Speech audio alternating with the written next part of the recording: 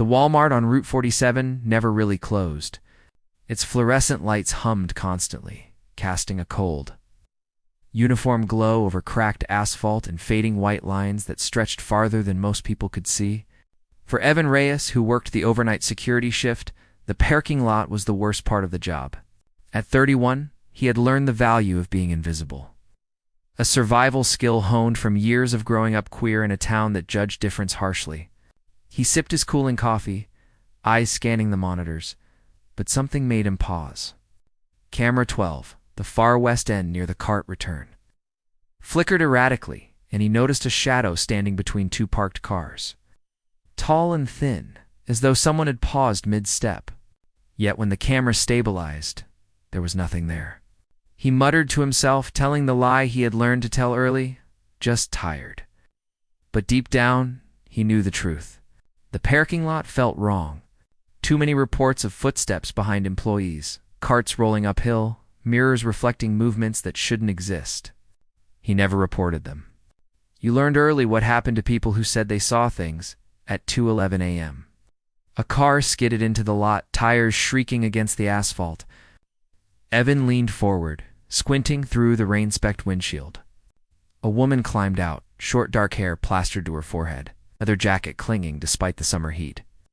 And she froze halfway to the automatic doors as the lights flickered above her. Her eyes darted across the lot, scanning every shadow. Evan recognized her immediately. Marisol Mari Vega, regular late-night shopper who worked the hospital graveyard shift.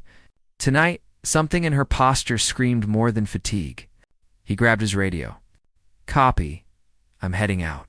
Stepping into the thick night air, he felt the subtle press of it, the way the darkness seemed to lean forward, alive.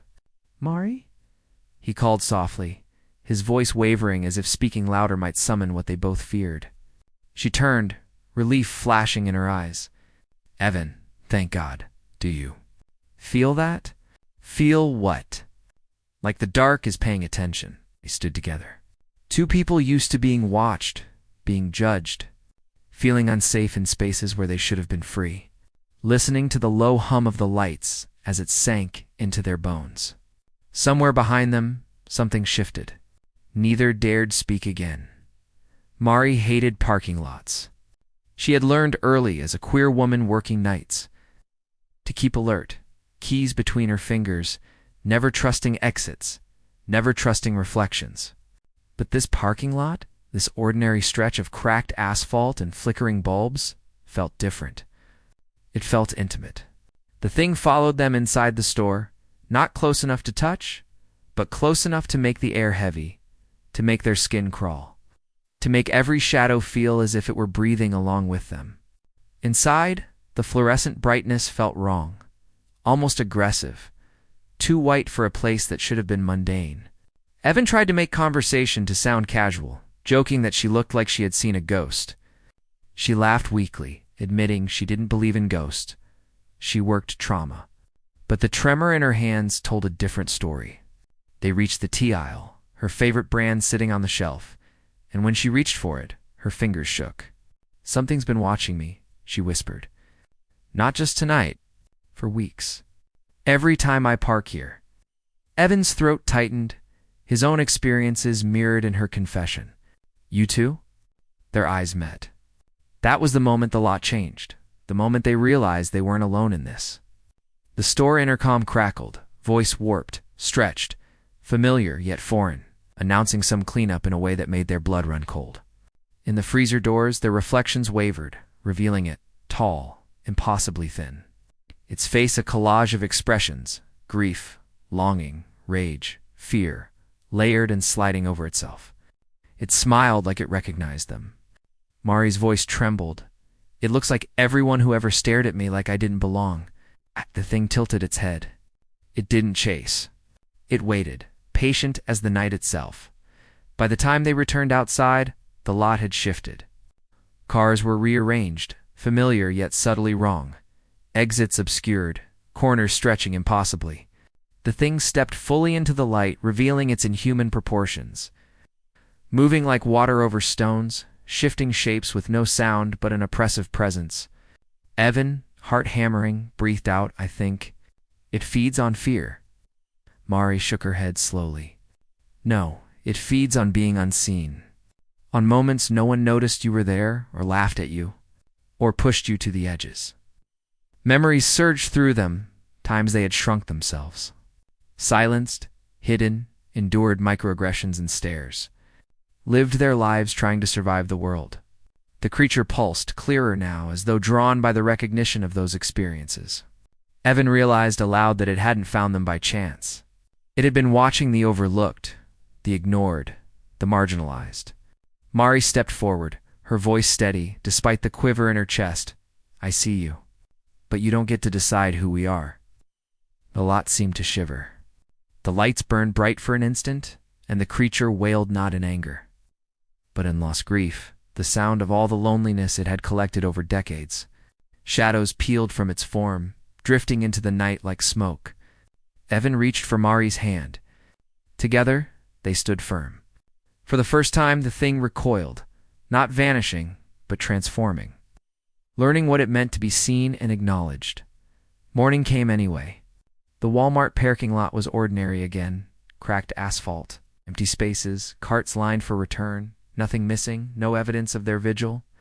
No police reports, no cameras catching the terror. Evan and Mari sat on the curb, hands intertwined, staring at the sun's light bleaching the darkness away. It's gone, Mari whispered. Evan shook his head, a small, slow smile forming. Or maybe it just learned something.